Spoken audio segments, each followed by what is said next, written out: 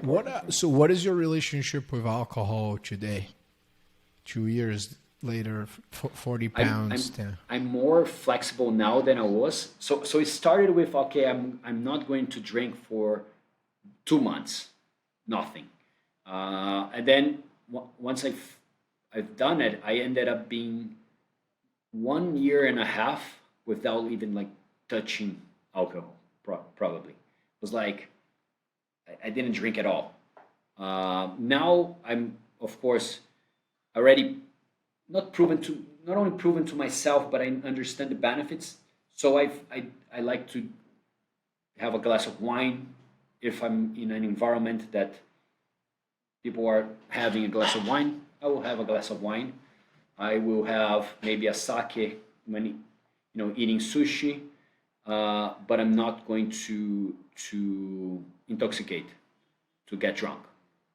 So I haven't been intoxicated, let's say drunk in alcohol, for 2 years and That's great. 4 months probably I look. now. I think that if anyone wants to start a healthy lifestyle and lose a lot of weight and really connect with infinite intelligence, God, this bigger picture of like the realization of what makes you you and why are we here, is stop drinking.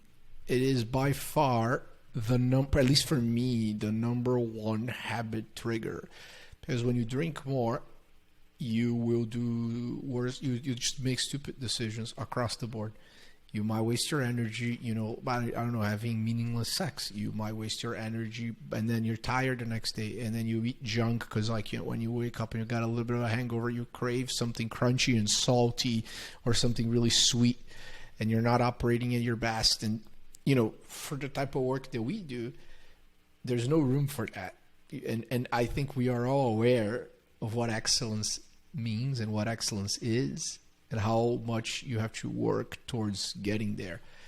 So I believe that the relationship that we should all have with drugs is overall, and this means caffeine, and it could mean sugar, it could mean alcohol, it could mean pot, it could mean psychedelics. Like, it should be a very, like, one of moderation. I mean, there are certain things that you should never try and never do, but for the most part, what you've said, I think it's the perfect type of relationship one, in my opinion, should have with alcohol, which is basically kind of like you have it, but you don't intoxicate yourself with it, and that is hard because the propaganda of what alcohol is supposed to mean in our lives ever since we were kids is something that is so sad, of how they indoctrinate all of us.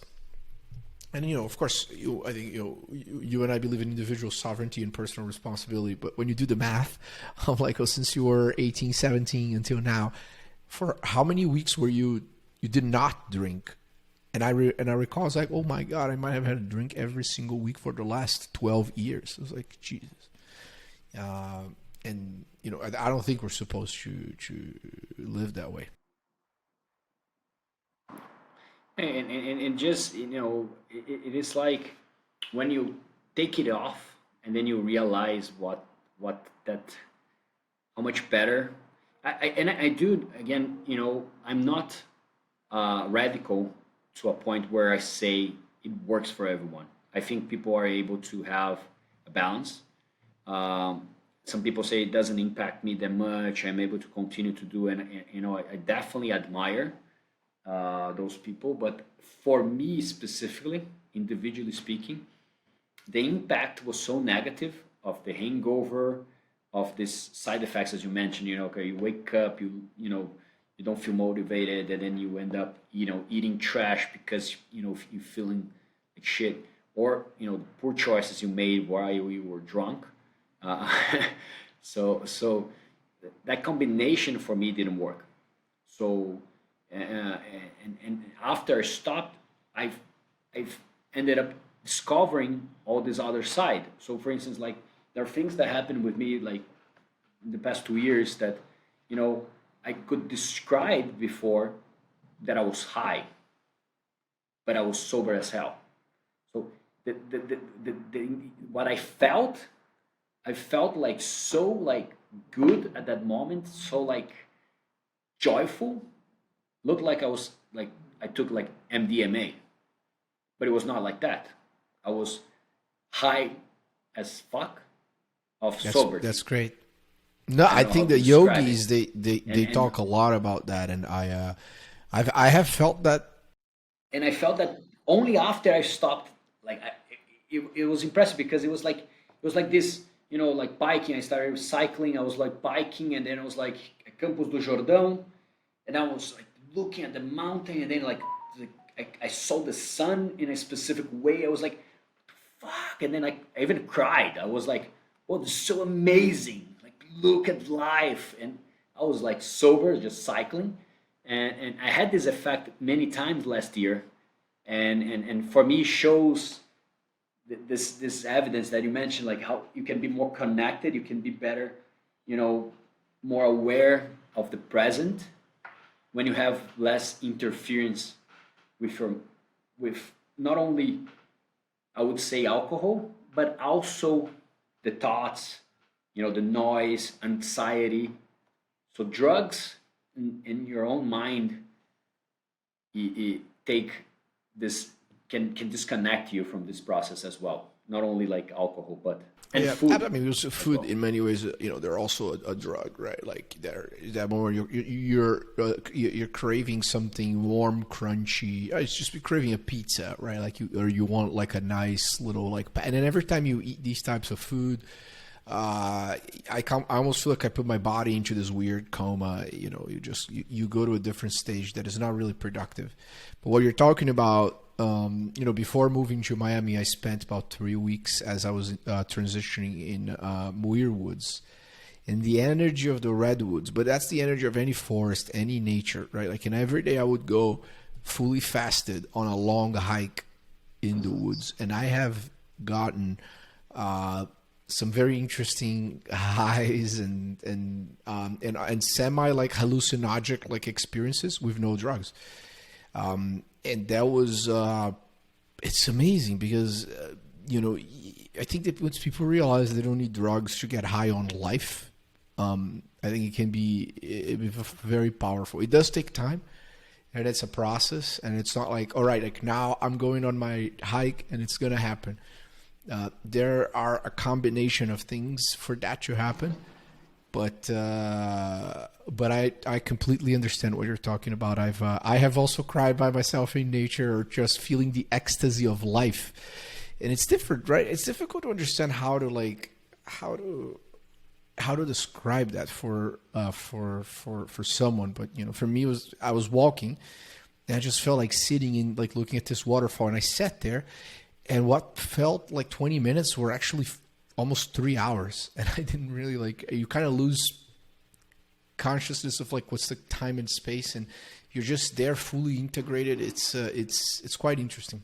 Very. Yes. I know yes. what you mean. It's difficult to describe. Yes. But it's amazing, and it is, and another positive part of it is that it doesn't get you hangover. Yeah, exactly. And It it's doesn't give you free. hangover. You feel better. It's free.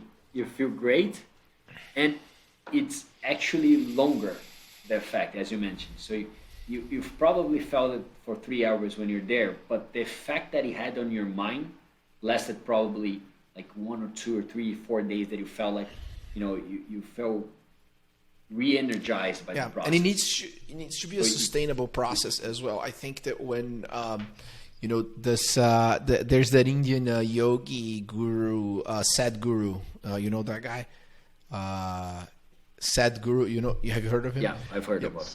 And he's talking about the difference between, I guess the organic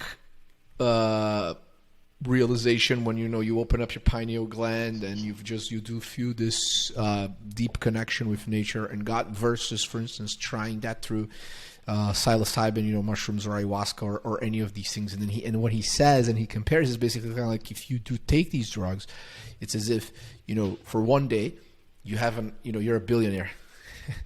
But then once the effects wear off, you continue to just be where you were. And then for a lot of people, that transition is just very hard. And for others, it unlocks a bunch of different things where stop. It makes you want to stop. You completely stop the old habits, and then you get to a more sustainable path towards your personal growth and evolution. And so it's interesting. I think that many of the entrepreneurs that I know, that many of our common friends, you after you've make a little bit of money and then you realize, okay, what's more to this, right? Like it doesn't really matter. I'm not going to be buying, like if I buy more cars or more watches or better wines, like none of that, that's all expedient. It doesn't really bring me peace and actual happiness, right? So I think it's admirable, man. If there's, I really, congratulations, because for like losing 40 pounds is no joke. So that's really awesome. Thank you. Appreciate it. Yes. All right. So,